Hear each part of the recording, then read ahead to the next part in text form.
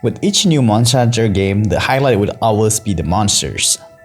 We always have the anticipation of how cool they are going to be. How engaging will their fights be? What kind of armor sets are we going to get? Will there be cool skills in the armor sets? Are the weapons going to be amazing looking? No doubt, in Monster Hunter games, the monsters themselves are always what the players are looking forward to see. And they are the stars of the game basically, right? Monster Hunter World, both based in Iceborne and also Rise, have introduced many monsters that might have become many of fan favorites. And no doubt, many will return, especially from Rise, since they have already been processed in Capcom's RE engine. And also, many of the old monsters have already been transferred into more modern game. What else do they have left? Except maybe new monsters? But wait, do you guys remember something that very surprising during Monster Hunter Sunbreak announcement? Espinas that originally came from Monster Hunter Frontier was introduced into Monster Hunter Rise. Many old veteran hunters were going nuts, and I was one of them. I remember I was pulling my hair out because it was such a curveball move from the developers, since no one expected a monster from Frontier is being made to the more modern game, even though it's not a mainline series game. So the bigger question will be, will there be more monsters from Frontier to make a comeback in the future of Monster Hunter games? In this small rant video, I'm going to lay out some reason why they could or could not put some more monsters from Frontier into their modern games. Then again, this is just an opinion. We won't know until we actually saw more information about the games itself. I mean, Monster Hunter Wild, that is. Let's start with the reason why they would put more Frontier monsters. First, unused old assets. There are over 30 monsters that are actually exclusive Frontier monsters, and many of them are actually looking very awesome. Their moveset seems pretty good as well. Since they are all old assets, the developers could save some time designing monsters from scratch, and then they don't have to make more original concept art for them. What they need to do is just to transfer those assets into their new RE engine and make sure they are able to work and interact with the environment in that engine, so that the Legiacrus problem doesn't repeat.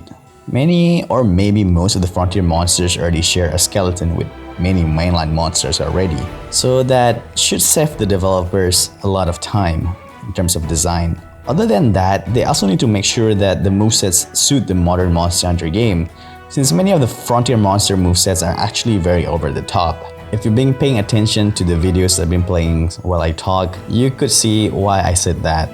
Also, those who are new to Frontier or many hunters that join around World or Rise, I suggest you check my top 10 Frontier monsters and top 10 Elder Dragons from outside mainline series videos to see some of those amazing monster designs and be hype about it.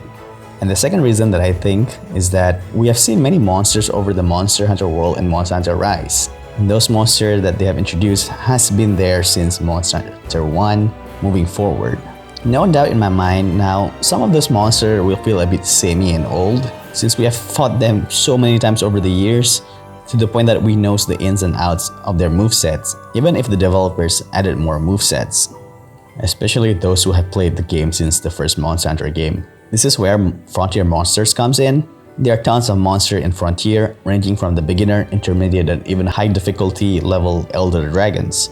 By adding more Frontier monsters, they would make the monster pool to be more varied. And if the developers end up adding more monster-to-monster interaction, that would make Monster Hunter Wilds to feel even more fresh.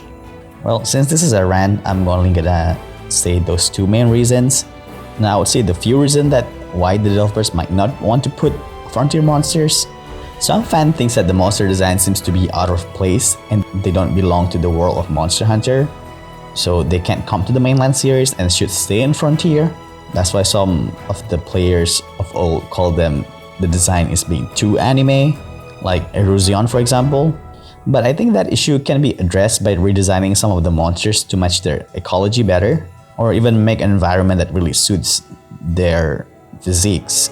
And once they're given the modern engine treatment, they would blend in just fine.